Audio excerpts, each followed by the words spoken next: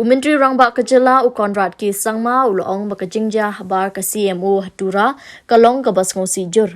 Habakran menta kasni umintri rangba u konrad ki sangma ulong ba kat ba ka jingkran kadang yad ba kising bahalang ki basha tngan bun sngi Tura kala don ka jingki habar ka office CMO hadu bakala yalam ka jingmin saw jung ki pulit na ka jingsha thermau. Hadin bla janwa ka jingkran ulai thu bla yo sngawi ka jingki habar but we unong yalam nyam ulale chaba ban kren bat ki hinre om itu satya ya kini hibru gi bawan but om don jingtip aa but ki don ru gi bala Buaid Kawang ula ong bala don ki video ki bala record but only e ka badon kam ki badon kti ula itu bala don ka jing Kawang mau but kumbasan ngut aa ki pulit kila mensaw ba ka sorkar kan yarap san pho hajar ki ba mensaw but on buria ki jing lu jing sap bai sumar but ula pinram jur ya kani ka jingja Layo jingtip ba Khubor district of West Garo Hills kala Pynjari da ka Korphiw meet Tura hadien balami gani ka jingja.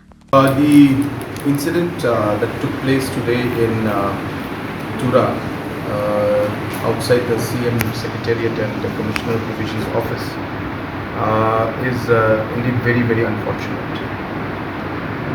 We had discussed with one or two of the groups and NGOs who had concerns and were having fasting for the last many days. And while discussions were going on, we had already agreed on finally meeting in Shillong and discussing this further with all different stakeholders, because the concerns that they have are affecting many communities and affecting the overall state as a whole, and hence these kind of decisions require more consultation. And in the meantime, of course, other development aspects and other works that we have initiated, those would continue at a fast pace, and those matters were discussed. And more or less these NGOs who had these concerns were more or less satisfied. And I also would like to stress that majority of the stakeholders, civil society and the NGOs were not part of this fasting that took place. There were just 2 organizations or maximum 3 organizations that were in this, but 90% of the organizations were not part of this. So even then I felt it appropriate, and I've always believed that dialogue is important, and hence I made it a point to meet them, and that was what was decided. And so while we discussed everything, after the discussion was almost over, we heard some agitation and some sloganing from outside, and I asked some of the people to go and speak to the people and to their people and tell them to control and not to create any kind of scene out here. But once the leaders, the NGOs leaders had gone outside to talk to these people, they came back to tell us that they have no idea who these people are. They have never seen them here before. For the last 14 days since they have been here sitting and having this fasting, they didn't see these people, and today for the first time they have come, and some of them even looked intoxicated and not really in the correct senses in some sense, and this was said not by me but by the NGO leaders themselves.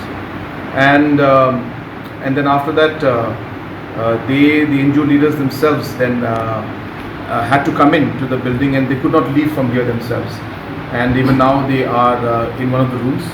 They are not able to go because they are also worried, and it seems that these people who are there are people who are not part of their organization. So we have a full video recording and details of all the people who have instigated, and definitely as per law necessary action will be taken from the police side. And also, as I said, we had asked the organizations to come and meet us, but it is sad that while we took the initiative to come and speak to them and try to find a resolution to this, this is the kind of unexpected situation that has unfolded. But nonetheless, the police has controlled the situation. We had some incidents where because of the store pelting, without any instigation from the police. Almost close to 5 police personnel were quite seriously injured, and few other minor injuries also were there. And from my side, I have decided that I'll be giving 50,000 rupees as medical allowance to each one of them from my CMSG scheme. All those who are injured, the police who are injured, and whatever the medical expenditures are there will be completely borne by the government. At the same time, as I said, we condemn this kind of an action, and this is not something that Garo Hills has experienced, and whatever we have seen seems to be another plan by some other individuals. As I said, even the NGOs who are in this have already said that they are not part of this, and they are not aware of the individuals who have been involved. And as I said, we have recordings, so accordingly police will take action.